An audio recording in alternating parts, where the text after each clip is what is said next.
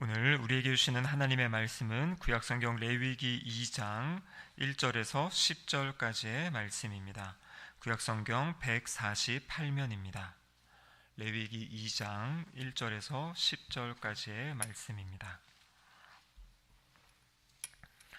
하나님의 말씀을 저와 한 절씩 교독하도록 하시겠습니다. 누구든지 소재의 예물을 여호와께 드리려거든 고운 가루로 예물을 삼아 그 위에 기름을 붓고 또 그 위에 유향을 놓아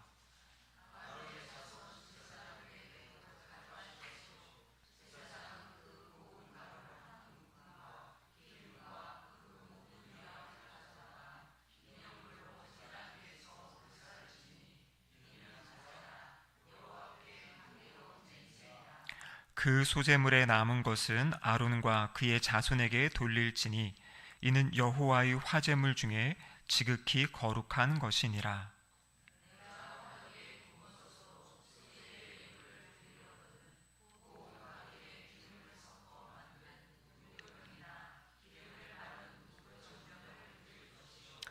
철판에 붙인 것으로 소재의 예물을 드리려거든 고운 가루에 누룩을 넣지 말고 기름을 섞어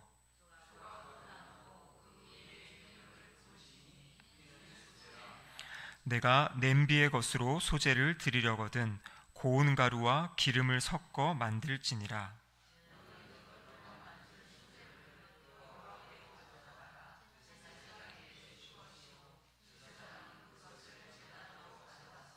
그 소재물 중에서 기념할 것을 가져다가 제단 위에서 불사를 지니 이는 화제라 여호와께 향기로운 냄새니라. 소재물에 남은 것은 아론과 그의 아들들에게 돌릴지니 이는 여호와의 화제물 중에 지극히 거룩한 것이니라. 아멘. 이는 하나님의 말씀입니다. 아멘. 기도하시겠습니다. 하나님 아버지 감사드립니다. 지난 3일간 저희들을 붙잡아 주시고 또 주님 은혜 가운데 살게 하셨다가 이 3일 저녁 주님 앞에 나와 예배드리게 하심에 감사드립니다. 성령 하나님 이 시간 우리 가운데 찾아오셔서 우리의 마음의 눈을 밝혀 주시옵소서. 주의 말씀을 듣게 하시고 이해하고 깨닫고 순종하는 믿음이 있게 하여 주시옵소서. 설교자의 목소리를 붙잡아 주시고 오직 하나님의 말씀만 선포할 수 있는 시간 되게 하여 주시옵소서. 예수님의 이름으로 기도드립니다. 아멘. 오늘은 레위기 2장의 말씀입니다. 레위기 앞에 1장에서 5장까지 5가지 제사가 있다고 말씀드렸죠. 지난 시간에 어떠한 제사를 살펴보는지 기억하십니까? 레위기 1장에 나와 있는 번제에 대한 말씀을 우리가 함께 나눴고요. 오늘은 이제 레위기 2장에 나와 있는 소제라는 그 제사를 함께 살펴보도록 하겠습니다. 다른 이 4가지의 제사는 다 이제 짐승을 가지고 와서 짐승을 잡고 짐승의 피를 가지고 이제 제사를 드리는데요. 이 소제는 다른 제사와 다르게 이 곡식을 가져와서 곡물을 가져와서 하나님께 드리는 제사입니다. 이 소제가 이제 히브리어로 하면 민하라는 그러한 단어인데요. 원래 이 의미는 뭐냐면 어떠한 신하가 자신의 군주에게 내가 당신에게 충성합니다, 내가 당신을 사랑합니다 우호적을 표시하기 위해서 드리는 어떤 선물, 이 곡물이 바로 이 소제의 그런 제사입니다. 그래서 이것을 이제 하나님께로 이야기한다면 우리의 주인 되시고 왕 되신 하나님께 우리의 감사를 올려드리고 그리고 우리가 충성하겠습니다, 헌신하겠습니다라는 그러한 의미로 드리는 제사가 바로 이 소제입니다. 그래서 소제는 감사 제사이기도 하고 헌신과 충성을 다짐하는 그러한 제사가 바로 이 소제입니다. 오늘 본문 2장은 크게 3부분으로 나누어집니다. 제가 지난 시간에 이 성경 말씀 드릴 때 앞에 큰 동그라미가 있는 것이 문단을 나누는 거라 그랬죠. 오늘 본문에 보시면 1절에서 3절까지가 한 문단이 되고요. 또 4절에서 13절까지 그렇죠? 4절에서 10절까지 또 11절에서 13절 그리고 14절에서 16절 이렇게 나눠지는데요. 크게 나눠보면 이 3문단입니다. 1절에서 3절 그리고 4절에서 10절 11절에서 16절 이렇게 나눌 수 있습니다. 1절에서 3절에는 어떠한 내용이냐면 이 소제 제사를 드릴 때 날것으로, 다른 말로 이야기하면 곡식을 요리하지 않고 드릴 때 어떻게 드려야 되는지 그것이 1절에서 3절에 나와 있습니다. 그리고 4절에서 10절은 요리해서 드리는 거예요. 우리가 곡식을 드린다, 소제는 곡식을 드린다 하니까 그냥 생곡식을 드리는 걸로만 생각하는데요, 1절에서 3절에 바로 그 내용이고, 더 많은 내용 4절에서 10절은 어떤 내용이냐면 이 곡식을 가지고 요리를 해서 이제 하나님께 드리는 이제 그러한 내용이 기록되어 있습니다. 그리고 11절에서 나머지 16절까지는 이 소제와 연관된 여러 가지 규례들을 지금 담고 있습니다. 첫 번째로 날것으로 드리는 경우, 그러니까 요리하지 않고 그냥 그 곡식 자체를 드리는 경우를 살펴보면요, 이 내용이 이제 1절에서 3절인데요. 먼저는 이제 그 곡식을 이제 준비하는 거죠. 근데 그냥 곡식이 아니라 아주 잘 빻아가지고 이제 고운 가루로 만든, 그러니까 오늘날로 이야기하면 밀가루 같은 것이에요. 그래서 그것을 이제 준비하고요. 그리고 거기에다가 무엇을 넣냐면 기름을 그 위에 붓습니다. 그러니까 밀가루 위에다가 기름을 부으면 어떻게 되겠습니까? 약간의 반죽이 된 듯한 느낌이 되겠죠. 그 위에다가 유향을 놓는다 이렇게 되어 있어요. 그래서 유향은 거기다 그냥 붓는 것이 아니라 유향을 따로 담아서 이제 가지고 가는 것이에요.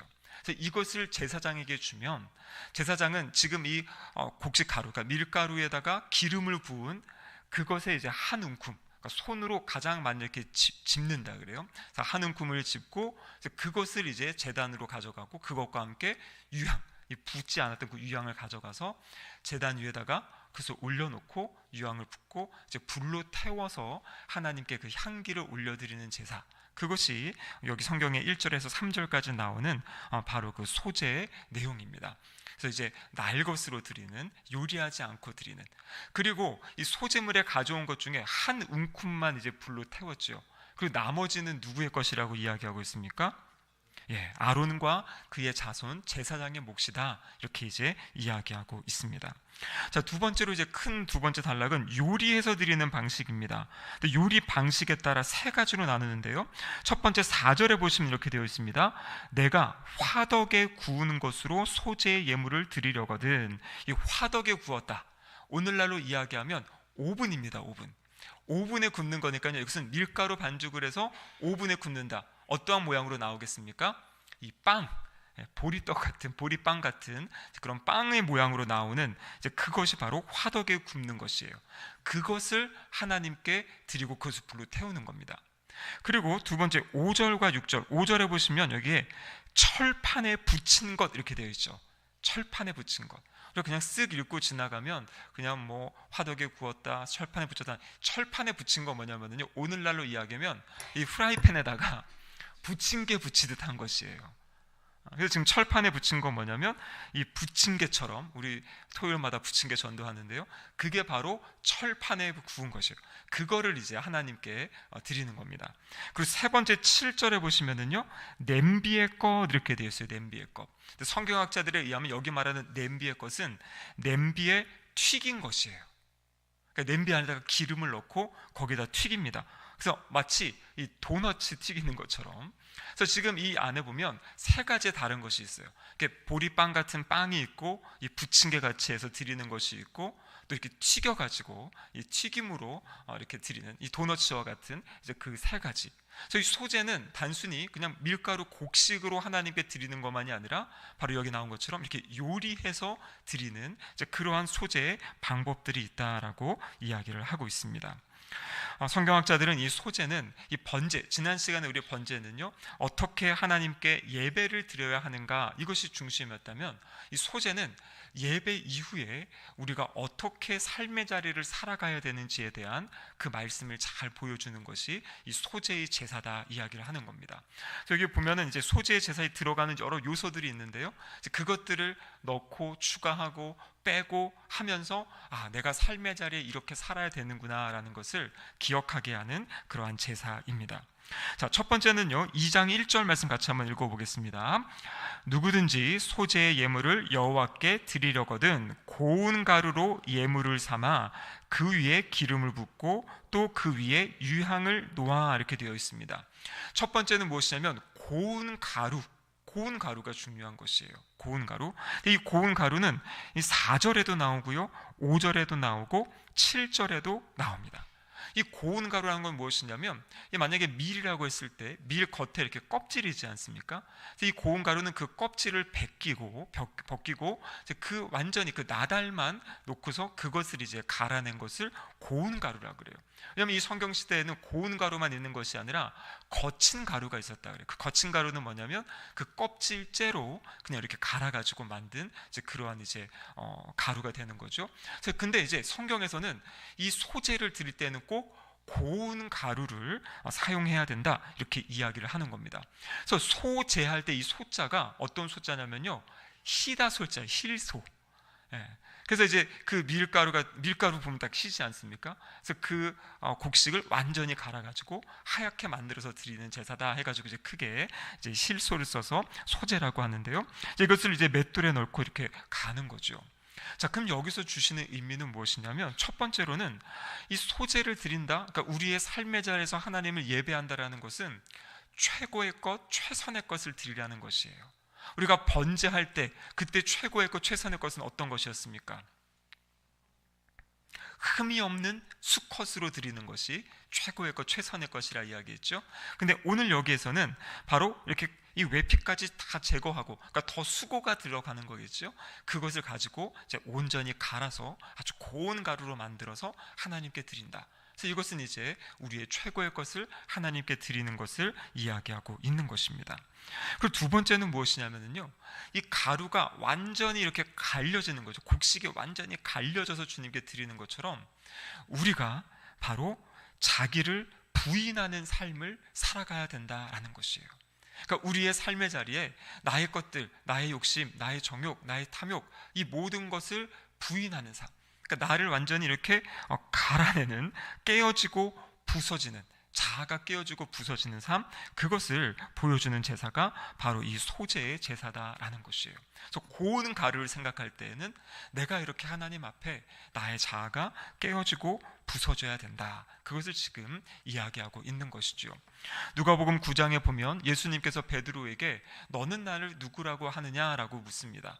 그때 베드로가 뭐라고 대답하냐면요, 주는 그리스도시니이다, 이렇게 누가복음에서는 대답을 해요. 그때 예수님께서 주시는 말씀이 무엇이냐면, 아무든지 나를 따라오려거든 자기를 부인하고 날마다 제 십자가를 지고 나를 따를 것이니라, 이렇게 이제 말씀하고 계세요.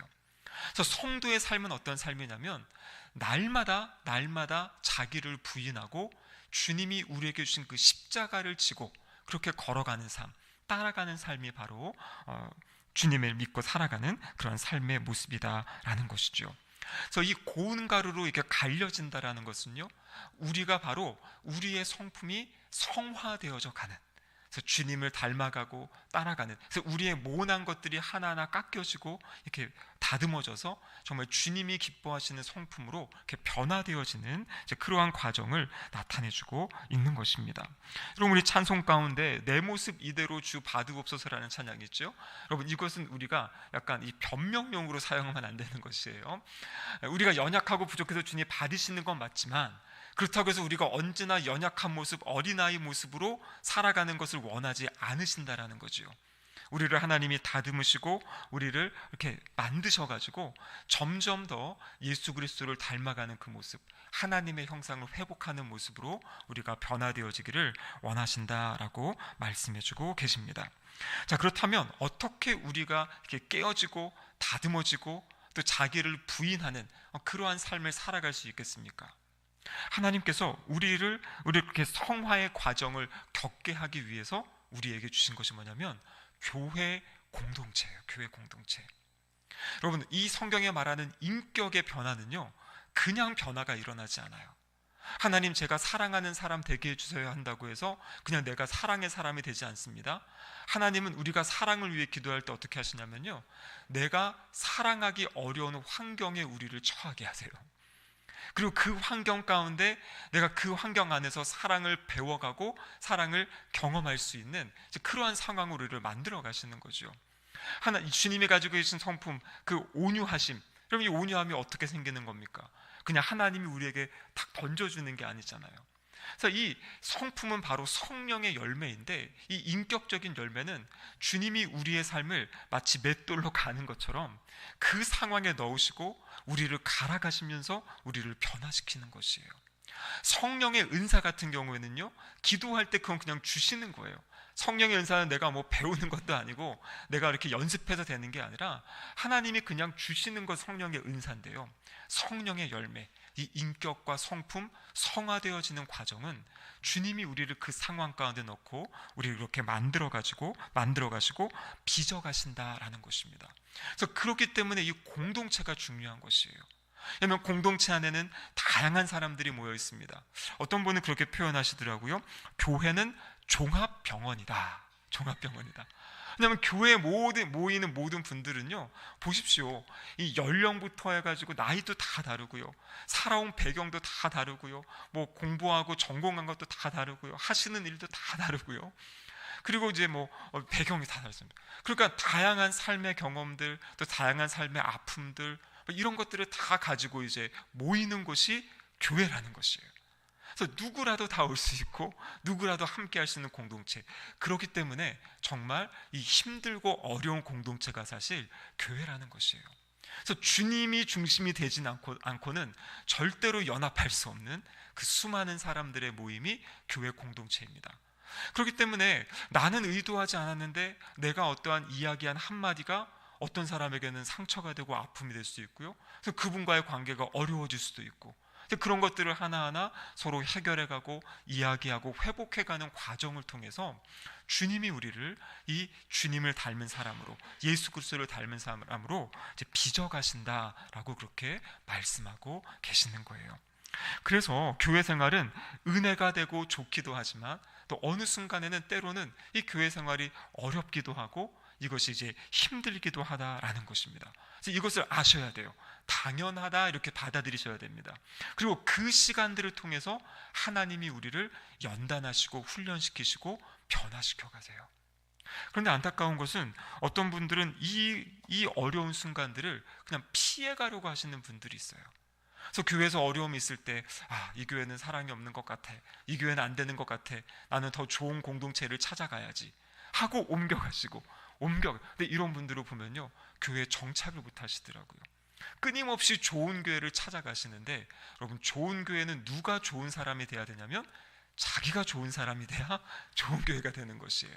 그래서 우리가 하나님께서 때로는 교회 안에서 특별히 인간적인 관계 가운데 어려움이 있을 때 내가 이것을 피한다든지 아니면 선을 긋고 멈추는 게 아니라 그것을 위해서 기도하면서 하나님, 어떻게 이것들을 풀어가야겠습니까?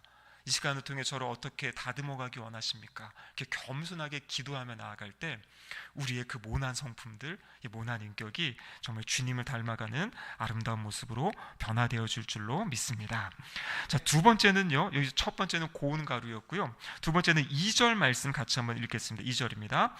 아론의 자손 제사장들에게로 가져갈 것이요, 제사장은 그 고운 가루 한 움큼과 기름과 그 모든 유향을 가져다가 기념물로 제단 위에서 불사를 지니 이는 화제라 여호와께 향기로운 냄새니라. 아멘.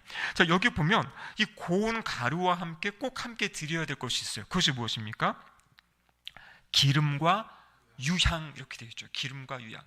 이 구약 성경에 보면요, 기름은 언제나 하나님의 영, 성령님을 어떻게 상징하는 것이 바로 기름이고요, 또 이 기름은 기쁨을 상징할 때 이제 기름을 이제 이야기를 합니다. 그래서 지금 보시면 고운 가루에다가 기름을 붓는다 그랬죠. 이 생각해 보십시오. 고운 가루로 만드는 과정이 성화의 과정이라 그랬어요. 이 성화의 과정에서 가장 중요한 역할을 하시는 분이 누구냐면 성령 하나님이세요. 왜냐하면 우리의 성품의 변화의 결과가 성령의 열매이지 않습니까? 사랑과 희락과 화평과.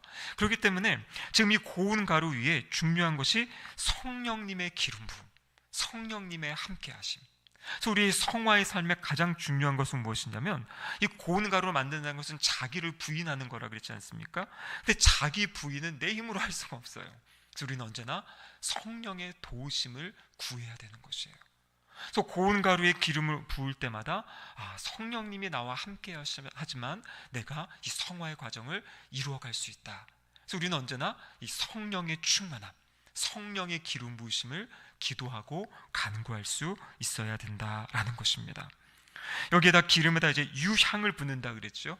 구약 성경에서 유향은 신약도 마찬가지고요. 이 기도를 이야기합니다. 시편 142편 또 2절이나 또 요한계시록 5장 8절에 보면 이 유향은 기도예요, 기도. 그러니까 지금 우리의 성화의 과정에서는 성령님의 도우심이 필요하고 우리가 기도를 통해 이것을 감당할 수 있다는 것을 보여주고 계시는 겁니다. 근데 여러분, 이 땅에서 사셨던 우리 예수님의 사역을 보면요, 예수님은 성령님의 인도하심 가운데, 성령님의 그 기름 부으심 가운데 또 끊임없이 기도하시면서 주님의 사역을 감당하셨던 것을 우리가 볼 수 있죠. 그래서 지난 금요심야 기도 때 우리 중보기도 세미나 할 때도 우리 살펴봤잖아요.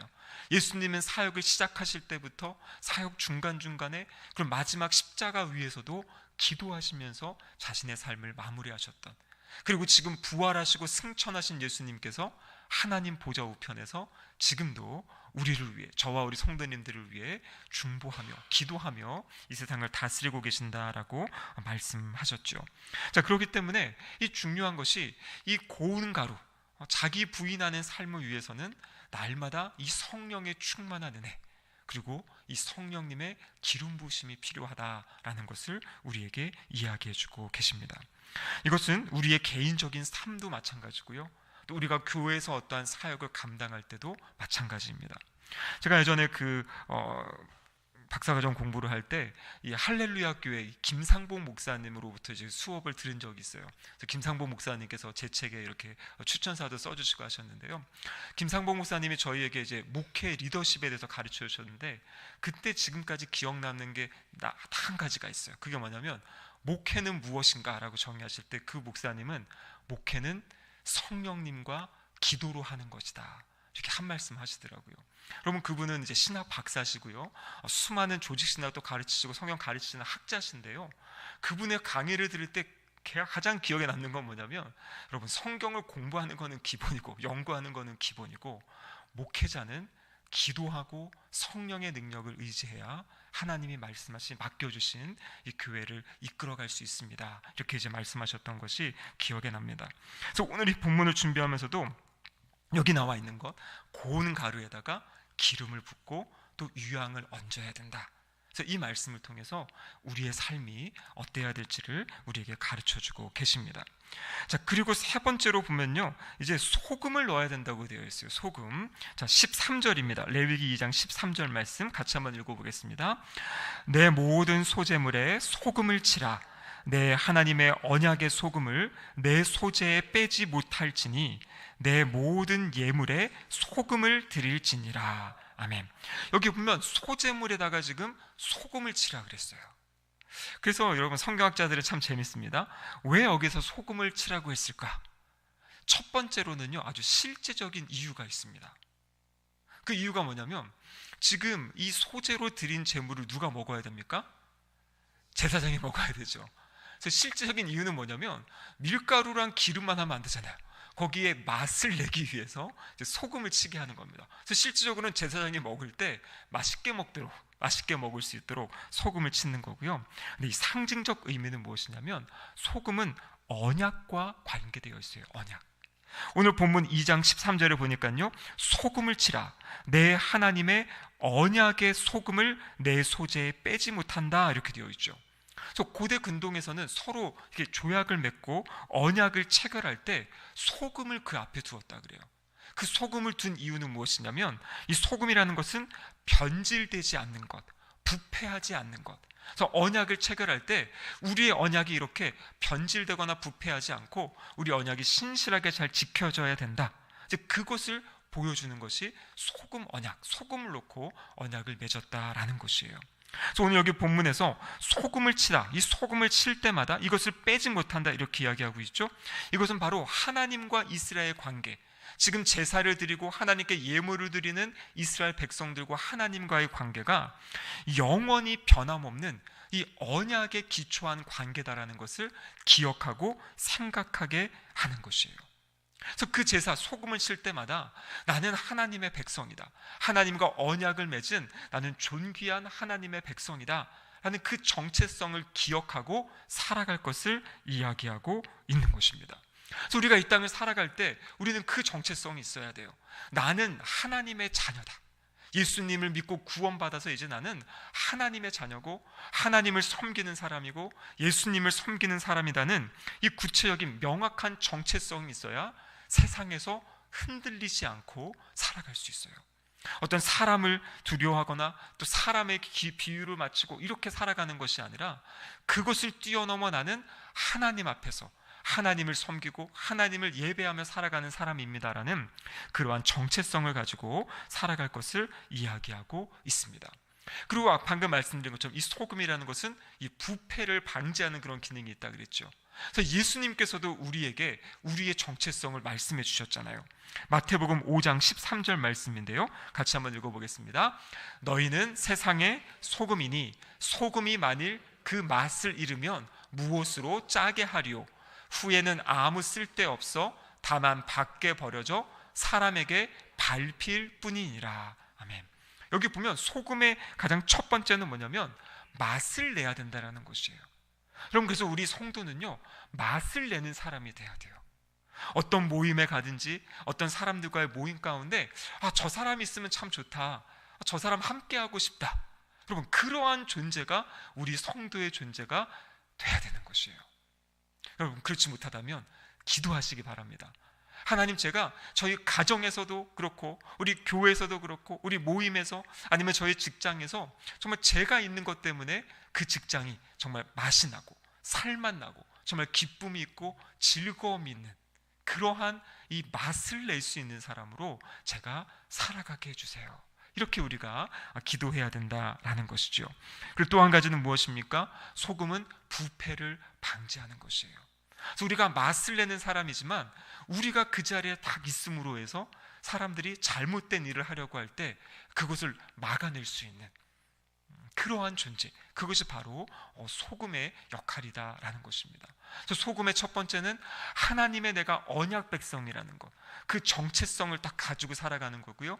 근데 그 정체성으로 무엇을 드러내고 빛내야 되냐면 맛을 내고 그리고 부패를 방지하는 그러한 역할로 우리가 살아가야 될 것을 이 소재를 통해서 우리에게 말씀해 주고 계십니다. 이렇게 정리가 되시죠? 고운 가루, 기름과 유향과 그리고 소금. 그리고 마지막에 또 주의할 것이 하나가 있어요. 그것은 무엇이냐면 11절 말씀입니다. 2장 11절 같이 한번 읽어보겠습니다. 너희가 여호와께 드리는 모든 소제물에는 누룩을 넣지 말지니 너희가 누룩이나 꿀을 여호와께 화제로 드려 사르지 못할지니라. 아멘.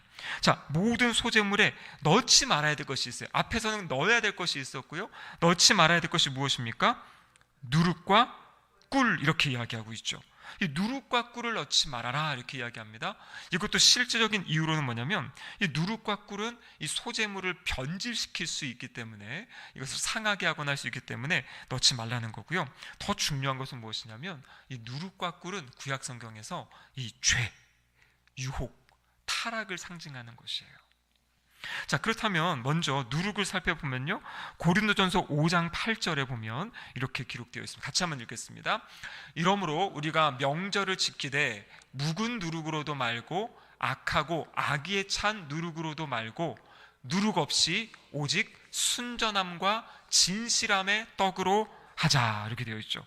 여기서 지금 고린도전서 5장에 우리가 명절을 지킨다는 것은 유월절 명절을 이야기하고 있습니다. 그런데 이 명절을 지킬 때 우리가 악하고 악의에 찬 누룩으로 하지 마라, 누룩을 제하여 버리고 순전함과 진실함의 떡으로 하자, 이렇게 이제 고백하는 것을 보게 되는 거죠. 그래서 여기서 말하는 이 누룩이라는 것은 죄악된 것을 멀리해야 된다는 것이에요. 제가 서두에 말씀드릴 때 번제는 하나님께 나와서 제사 드릴 때 어떻게 제사 드려야 되는지, 이 소제는 이 제사 이후에 삶의 자리에서 어떻게 살아야 되는지를 이야기한다고 말씀드렸죠.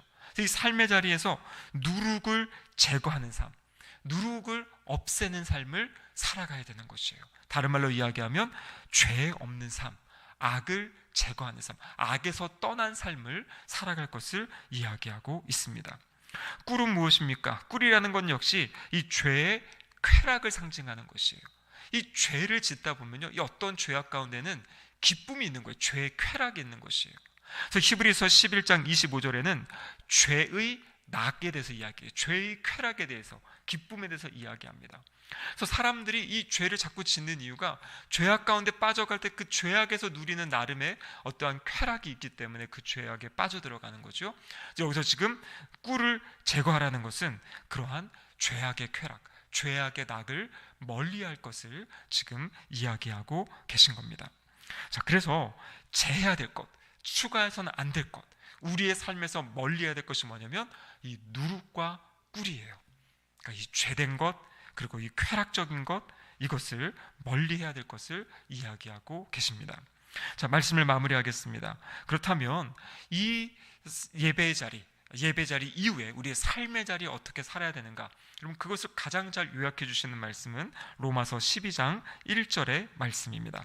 같이 한번 읽도록 하겠습니다. 그러므로 형제들아, 내가 하나님의 모든 자비하심으로 너희를 권하노니 너희 몸을 하나님이 기뻐하시는 거룩한 산 제물로 드리라. 이는 너희가 드릴 영적 예배니라. 아멘. 여러분, 우리는 더 이상 이 구약의 제사를 드리지 않습니다. 구약의 절기를 지키지 않습니다. 왜냐하면 이 모든 것을 예수 그리스도께서 십자가에서 성취하셨기 때문이에요. 그래서 우리는 그것을 드리지 않지만 그 의미는 지금까지도 우리가 붙잡고 살아야 됩니다. 그래서 지금 로마서 12장에서 그러므로 이렇게 이야기하고 있어요. 이 그러므로는 로마서 1장에서 11장 전체를 다 포괄하는 겁니다. 1장에서 11장에서는 바로 예수 그리스도를 믿음으로 구원을 받는다, 하나님의 자녀가 된다는 것을 가르쳐주고 있거든요. 그래서 12장 1절에 그러므로는 예수님을 믿고 하나님의 자녀가 된 사람들, 그 형제들을 향해 주시는 말씀이 무엇입니까? 너희 몸을 하나님이 기뻐하시는 거룩한 산 제물로 드려라, 이렇게 말씀하세요. 구약의 제물은 다 죽여서 드렸어요. 그런데 신약의 제물은 뭐냐면 산제물로 드리는 거예요. 우리의 그 삶의 자리, 그 모든 삶의 자리가 하나님, 제가 하나님께 드리는 예배입니다라는 그 마음을 가지고 살아갈 것을 이야기하고 계세요. 그래서 우리의 몸을 드리는 것을 하반절에 뭐라고 되어 있습니까? 너희가 드릴 영적 예배다, 이렇게 말씀하고 계세요. 영적인 예배가 그냥 마음으로만, 영혼으로만 드리는 것이 아니라 우리의 몸으로 우리의 삶의 자리에서 우리의 모든 것을 내어드리고, 또 오늘 우리 주신 말씀처럼 정말 기도와 또 성령으로 이 죄와 악을 멀리하며 살아가는 그 삶을 살아갈 때 그것이 바로 우리가 드리는, 하나님께 드리는 삶의 예배다라고 말씀하고 계십니다. 여러분, 소제는요 태워서 드리고요, 그 태울 때 나타나는 그 향기가 하나님께 올려드려지고 하나님의 그 향기를 흠양하신다 그랬어요. 그래서 우리의 삶의 자리 가운데 우리의 삶은 끊임없이 우리를 다 태워내는 거지 않습니까? 우리의 에너지를 다 쏟아내는 것이에요. 근데 우리의 삶의 자리에서 주님을 위해 우리가 이 에너지를 쏟아내며 살아갈 때 주님께서 우리의 그 삶의 향기, 삶의 예배를 받으시고 기뻐하시는 줄로 믿습니다. 오늘 이 소재의 말씀을 기억하시면서 내가 나의 삶의 자리에 어떠한 모습으로 어떻게 살아가야 될지 다시 결단하시는 그런 시간 되시기를 주님의 이름으로 축복합니다. 아멘.